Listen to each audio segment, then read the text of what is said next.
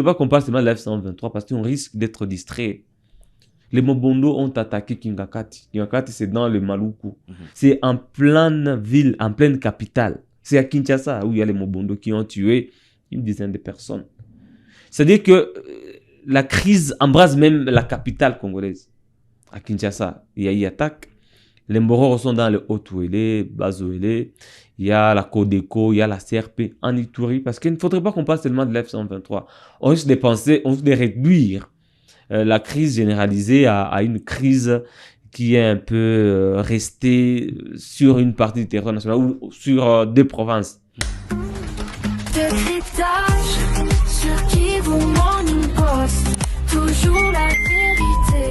La RDC est-elle en guerre, oui ou non? La conscience collective par rapport à cette crise que nous sommes en train de vivre à l'est de la République démocratique du Congo, est-ce qu'elle est présente? Cette conscience pose problème et ça crée débat. Nous allons en parler aujourd'hui. Le porte-parole du gouvernement congolais estime que la crise qui affecte la RDC est à des pourcentages très réduits.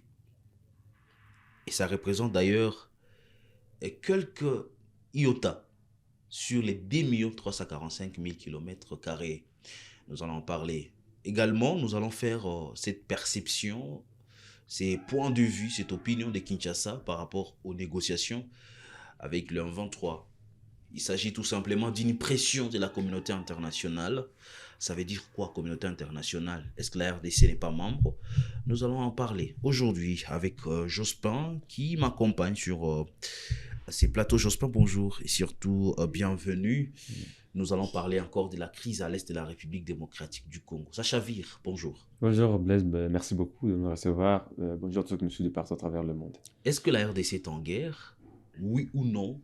Nous vivons l'est de la République démocratique du Congo, la partie toujours à la une quand on parle de la République démocratique du Congo. Est-ce qu'on est en guerre? Ouais, parlant de la guerre, ça me rappelle la déclaration du président Félix Tshisekedi quand il disait que si il entendait encore un seul crépitement de balles, il allait réunir les deux chambres du Parlement pour déclarer la guerre contre le Rwanda. À l'époque, pour déclarer la guerre. Pour déclarer la guerre, c'est-à-dire qu'on n'était pas en guerre encore. On n'était pas encore en guerre. Officiellement, la RDC n'est pas en guerre parce que à l'époque, on parlait du Rwanda. Aujourd'hui, on parle de la F-123 comme un groupe national ou local, un mouvement politico-militaire avec lequel le gouvernement est en discussion à Doha et sur plusieurs autres voies diplomatiques. C'est-à-dire qu'officiellement, le pays n'est pas en guerre.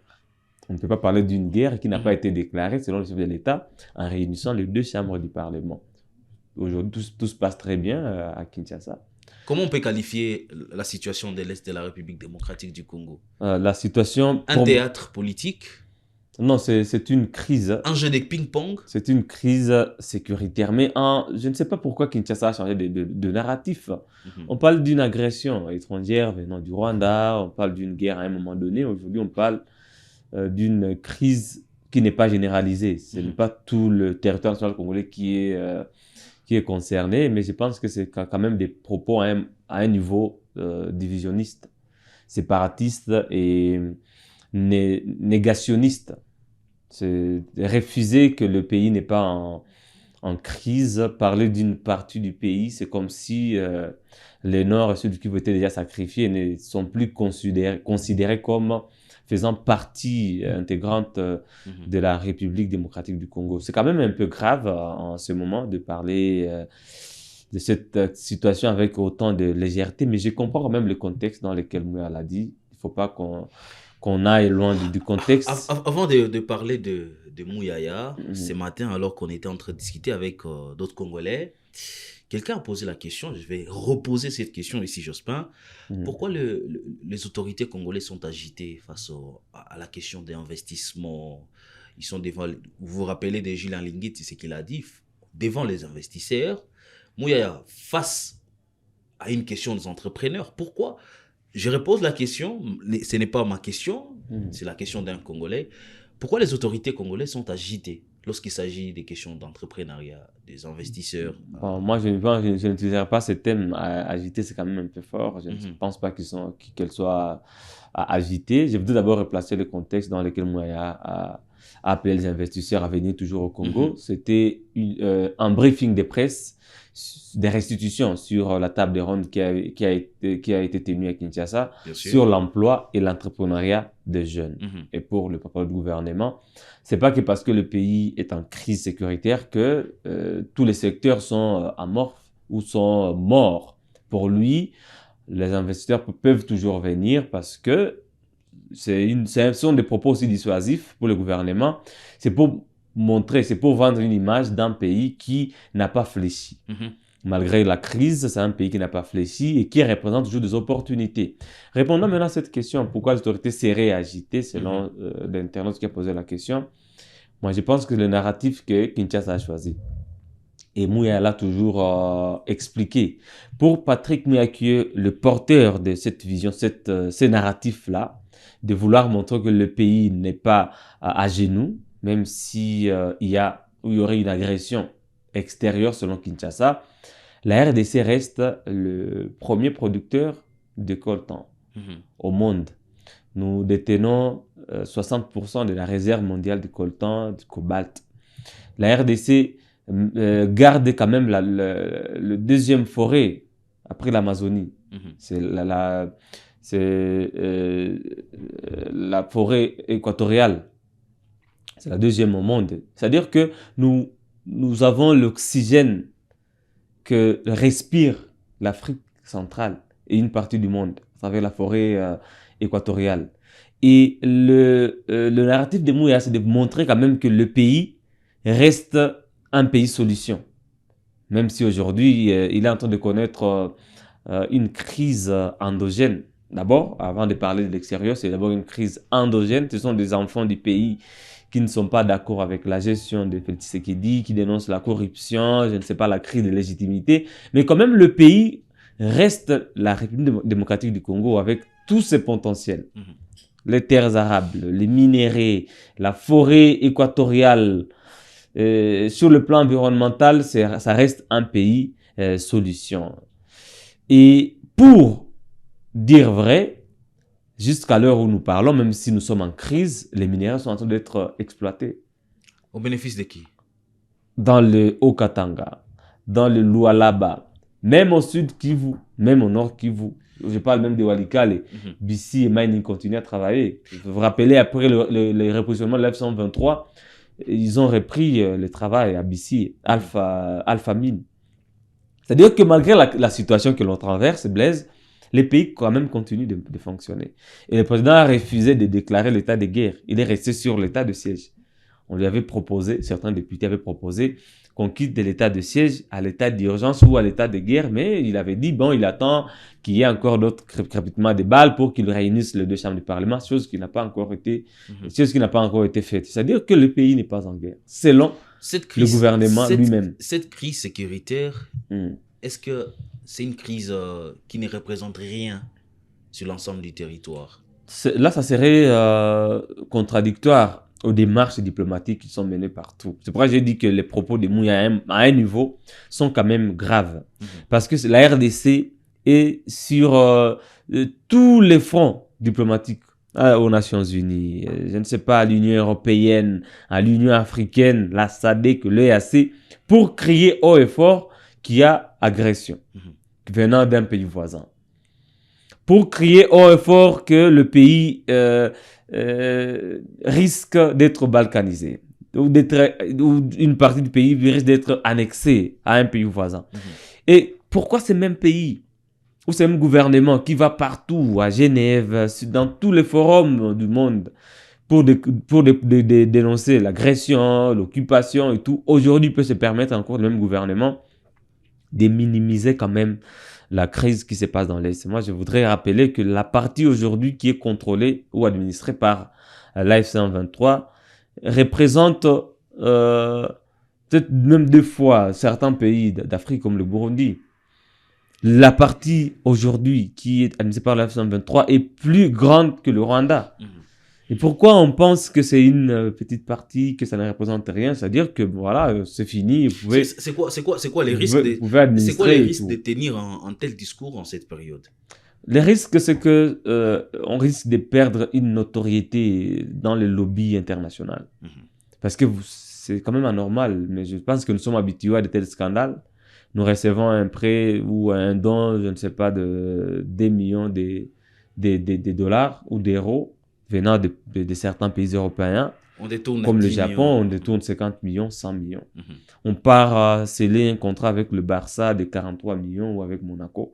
C'est toujours contradictoire. Je pense que nos autorités ne prennent pas conscience du degré de notoriété qu'elles sont en train de perdre. Imaginez aujourd'hui, voilà, ceux qui vont suivre ces discours de Mouyaya. Venez investir, je ne sais pas, en RDC parce que bon, la guerre n'est pas généralisée. Est-ce qu'ils vont nous prendre au sérieux? C'est la Belgique récemment qui avait demandé à ses ressortissants à Kinshasa d'être prudents. Les États-Unis également. C'est-à-dire que même à Kinshasa, moi je ne voudrais pas qu'on parle seulement de la F-123 parce qu'on risque d'être distrait. Les Mobondo ont attaqué Kingakati. Kingakati, c'est dans le Maluku. C'est en pleine ville, en pleine capitale. C'est à Kinshasa où il y a les Mobondo qui ont tué une dizaine de personnes. C'est-à-dire que la crise embrase même la capitale congolaise. À Kinshasa, il y a eu attaque. Les Mboro sont dans le Haut-Ouélé, Bas-Ouélé. Il y a la Codeco, il y a la CRP en Ituri. Parce qu'il ne faudrait pas qu'on parle seulement de l'F-123. On risque de penser, on risque de réduire la crise généralisée à une crise qui est un peu restée sur une partie du territoire national ou sur des provinces. En Ituri, on a la CRP, Codeco, Zaïre, beaucoup de groupes armés qui tuent aussi les jours que la nuit. Au nord Kivu, dans le Grand Nord, et dans une partie de l'Ituri, nous avons l'ADF, un mouvement terroriste reconnu comme une sous-branche de l'État islamique en Afrique centrale. On voudrait qu'on parle encore de quoi? Mais si on pense que c'est minime, parce qu'on fait juste allusion à l'F-123, on pense que c'est une communication dissuasive pour montrer que le pays n'est pas accroupi, le pays n'est pas à genoux, malgré ce qu'on nous fait, on reste debout. Je ne refuse pas, parce que c'est le cas à Kinshasa. Aucun agent n'a vu son salaire réduit parce qu'il y a une crise en l'Est. Les ministres touchent toujours les mêmes primes. Les députés qui d'ailleurs vont voir leur émolument revu à la hausse parce qu'ils ont élagué Vital Kamerhe. Les missions, on voit tout le temps nos ministres à l'extérieur, ils ne se concentrent pas à la crise interne. Ils ne loupent aucune mission, aucune invitation à l'extérieur. Le président lui-même, il est chaque fois dans des voyages. Il a fait le tour du monde récemment, de l'Europe, en Amérique, en passant par l'Asie et l'Afrique. On l'a vu un peu partout. C'est-à-dire que le discours de Mouyaya révèle la qualité d'autorité que nous avons, qui sont en train de minimiser, qui veulent prendre parole à tout moment. Restitution, je ne sais pas, briefing à tout moment et on parle de tout et de rien. Pourquoi ne pas rester dans le contexte de ce que vous dites, de ce que vous voulez vendre, je ne sais pas, l'entrepreneuriat, parler, mais sans faire allusion à la guerre, parce que à un moment donné, on risque de perdre cette notoriété dans les lobbies internationaux et ce n'est pas intéressant. On sait pourquoi le gouvernement congolais est en train de parler avec le M23. Thérèse Wagner, Kaikwamba l'a dit, c'est sous pression de la communauté internationale. Comment on peut comprendre ça? Bon, ça aussi, cette sortie, je ne sais pas, peut-être les gens vont penser que je suis un peu dur avec le gouvernement, mais je ne pense pas que c'était aussi opportun parce qu'il vient se plaindre. Elle vient, pardon, c'est Thérèse, elle vient se plaindre disant que voilà, elle ne comprend pas, c'est frustrant de voir les combats se poursuivre, alors que on est sur un processus à Doha, on venait de signer un accord cadre, mais les combats se poursuivent, c'est frustrant, c'est-à-dire qu'elle ne comprend pas. À entendre Kaikwamba parler à la Deutsche Welle, on se rend compte que c'est une chef de la diplomatie qui ne maîtrise pas la situation stratégique sur le terrain. Pourquoi elle ne pouvait pas prendre des renseignements au niveau du ministère de la Défense peut-être, du conseiller pendant de l'État en matière de sécurité, pour qu'elle parle des situations avec exactitude. Qu'elle ne vienne pas juste se plaindre, parce qu'elle ne doit pas se plaindre, c'est elle qui porte la voix diplomatique de la RDC. Et quand elle vient se plaindre, ça veut dire que rien n'a avancé. Et tout le monde comprend que voilà, donc il n'y a rien. On a signé des accords à Doha, mais c'est-à-dire que le gouvernement lui-même reconnaît qu'il n'y a pas d'avancée. Et ce n'est pas intéressant. C'est le même gouvernement qui venait de signer l'accord cadre. Et c'est pas le gouvernement qui vient 2 jours, 4, 5 jours après encore se plaindre que rien n'avance. Maintenant, si le gouvernement se plaint, la population, quel sera son sort? Mais c'est quoi cette communauté internationale qui aurait fait pression au gouvernement? Quand on parle de la communauté internationale, on commence par les Nations Unies. Mhm. On parle des Nations Unies et puis on voit les 5 puissances, les États-Unis, la France, l'Allemagne, la Chine et l'Allemagne. C'est ça la communauté internationale en fait. Ces puissances-là et puis les Nations Unies. C'est-à-dire qu'il y a eu pression des Nations Unies et de ces puissances-là, les 5 puissances, selon le gouvernement congolais. Mais est-ce qu'il faut le dire? Est-ce qu'il faut le dire à l'opinion? Est-ce que c'est important qu'on sache qu'il y a eu pression? C'est pas important. C'est-à-dire que le pays, le gouvernement, ne sait pas s'assumer. Il ne sait pas assumer son rôle de défendre l'intégrité du territoire national et de protéger la population congolaise. Et si on est abandonné à la merci de la communauté internationale, quel sera notre sort? Moi, je ne sais pas. Je ne comprends plus rien de notre gouvernement. Je pense que Mme Thérèse ne doit pas accorder des interviews sans maîtriser la situation stratégique du terrain parce que ça la réduit à n'importe qui vient pour se plaindre alors qu'elle doit porter la détermination du gouvernement congolais, elle doit porter l'assurance du gouvernement au peuple. Elle doit venir par exemple pour nous dire, nous qui sommes des citoyens peut-être lambda, nous dire que voilà, nous venons de signer un accord cadre et nous vous garantissons que la stabilité va revenir d'ici 1 semaine, 2 semaines ou 1 mois. Nous vous garantissons qu'il n'y aura plus de bombardements. Nous nous sommes déjà entendus. Nous avons trouvé des compromis avec l'AF-123. Voilà. Venir garantir, rassurer la population, mais pas venir encore plonger le peuple dans un doute, dans une incertitude, quand elle-même déjà elle est incertaine. Mais qui sera certain? Qui aura la garantie que ça va peut-être nous amener vers le rétablissement de la stabilité, de l'autorité de l'État? Mais personne. Mais après Kaikwamba, c'est Mouya qui vient encore nous répondre à l'incertitude et c'est pas intéressant. Je pense qu'il est temps que les autorités puissent peut-être prendre un peu de recul avec la communication, ne pas accorder des interviews ça et là. J'ai vu le président nommer un nouveau conseiller en communication et je pense que peut-être c'est lui qui va coordonner toutes les actions de communication sur cette crise, parce que si Mouya a dit une chose, quelqu'un vient dire le contraire. Julien Paluku aussi fait une sortie, il dit autre chose, et Meboji hier a dit aussi autre chose, et ça va pas être intéressant. Il faudrait coordonner l'action de communication, surtout pour garantir le peuple, pour rassurer le peuple congolais, et pour garder une bonne image à l'extérieur, préserver une certaine notoriété dans le lobby international. Très bien. J'espère que vous avez compris. Vous avez compris quelque chose? Oui, parce qu'il faut comprendre. Comprendre la guerre et changer des enjeux, de perspectives de cette guerre, proposer des vraies solutions parce que l'on maîtrise le vrai problème. Portez-vous bien.